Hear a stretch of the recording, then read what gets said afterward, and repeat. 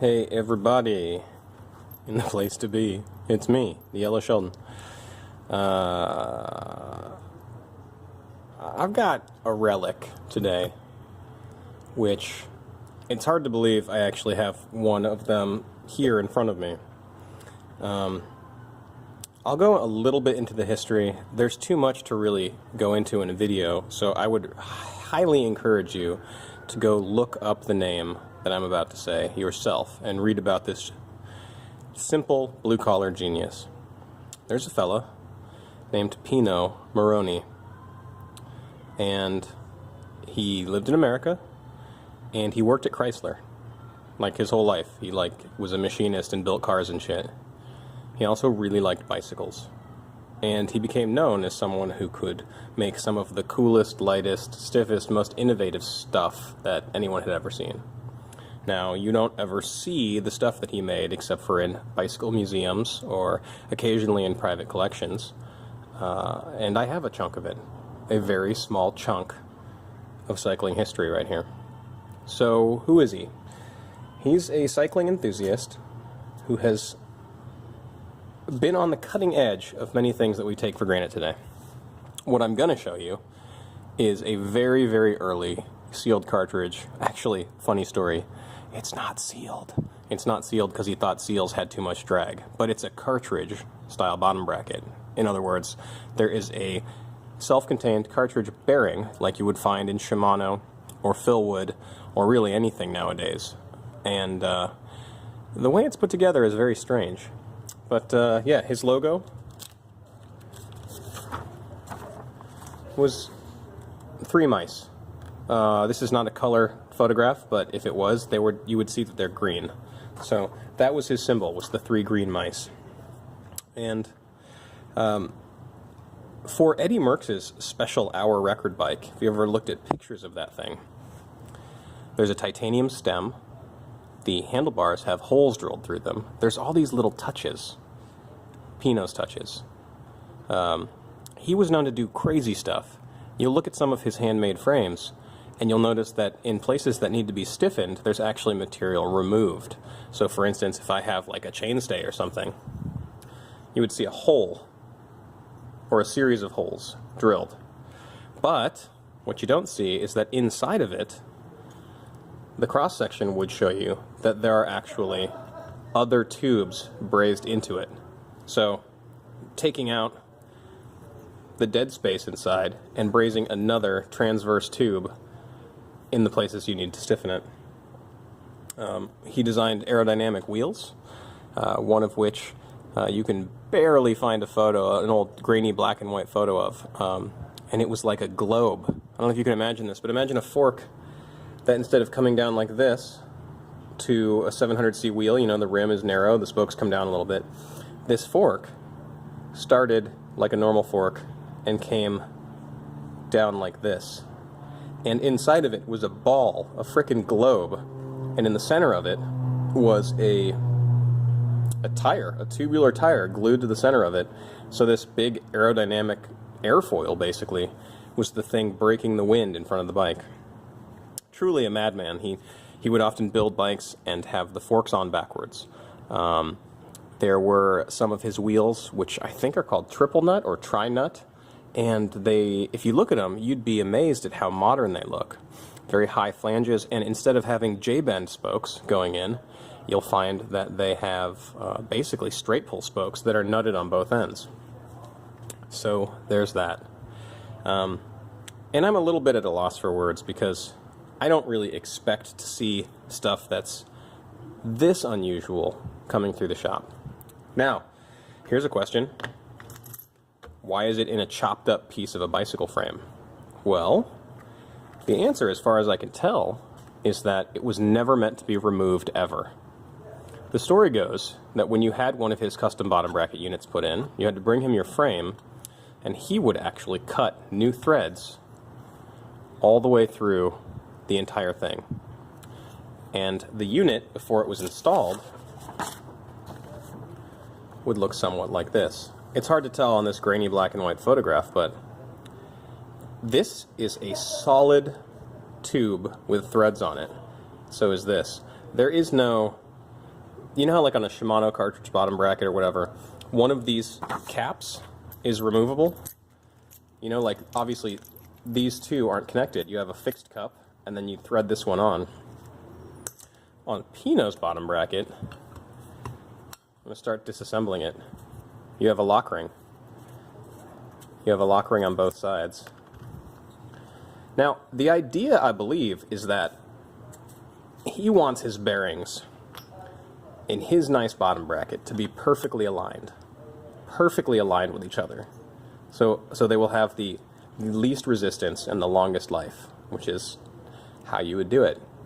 So how do you make sure that whatever, you know, Doomkoff at the factory didn't screw up how parallel the two sides of the threads are? Well, you make your own threads, and as a lifelong machinist in the automotive industry, you make a sleeve that goes in that is far more accurate than what is possible with sort of factory-made stuff.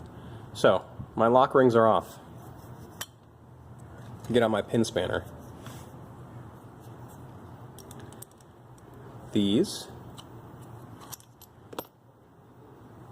are just caps. There's one on each side.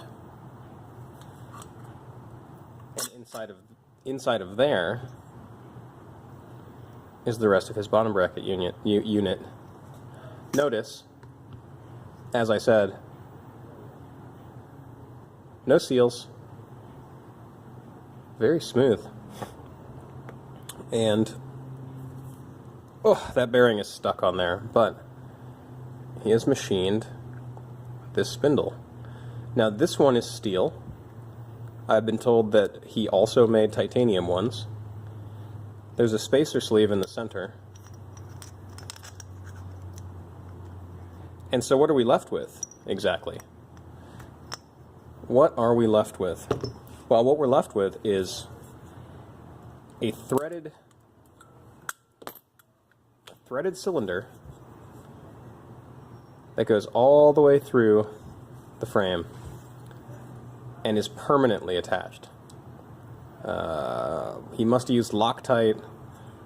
There's no physical, like mechanical way to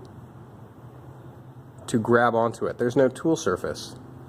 And believe me, I have tried to get this out. So, from what I've read on the internet, the understanding I have is that more or less, you took your frame to him for this modification. He would install this sleeve, and, you know, keep in mind that you were not shit out of luck with the sleeve in there. You still have full access to replace the caps if they break, to quickly and easily replace the bearings when they wear out. If you crack a spindle, you can replace that. Think of it like another bottom bracket shell permanently affixed inside of your bottom bracket shell. There's really nothing here that is, you know, fragile or subject to fuckery. It's just a steel sleeve. You know, it's actually a steel sleeve that has more material than the bottom bracket it's threaded into. So, what a wild way to install it, though. You know, you have to imagine that, let's say he had just freshly tapped out the threads. So he has continuous threads all facing the same direction that go all the way through. Then, perhaps he has a jig. Perhaps the threads are clean enough and the machine work clean enough on this that he can literally hand screw the cylinder in after applying Loctite or some such. Epoxy, Loctite, I'm not sure. It's very difficult to see in there and figure out what's going on. There's some corrosion. I see the end of the threads there and the beginning of the next set there. And in the picture you can see he has a version like this where it's the same threads and it looks like it's the same direction, but in the middle here it's machined down. There's dead space here. And then the other one is one where the entire damn thing is completely threaded from front to back. So, you know, frame was damaged, and fuck throwing away a Pino Morroni. Like, do you understand? He touched this. He made this with his hands and his machine shop, and I'm holding it now. I don't get the vapors very often for bike parts, but Come on, guys, this is amazing. And you're not missing much. Doesn't matter that I can't remove it. It's just a it's just a threaded cylinder. But yeah, I'm going to label this, make a sign for it, and put it in the museum, because this is too cool to go to the dump. Now, you might be wondering why I had a campy bottom bracket. It has nothing to do with this at all, except for I've got a little bit of a riddle for you. I already put this out on Instagram, but let's see if my YouTube viewers can figure this out. On these old campy bottom brackets, you have threads to thread into the frame. You have threads for the crank bolts.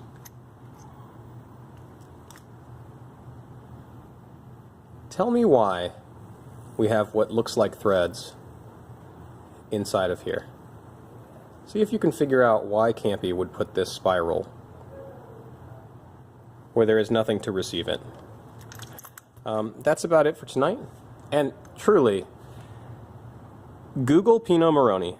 There's a great article on Classic Rendezvous on his work. You can find lots of pictures if you just type in his name, and you know, it's Italian. It's spelled the Italian way. Look him up on Google Images and see all the cool stuff he's done. And if you're ever in the area, come by and check out one of his handmade bottom brackets.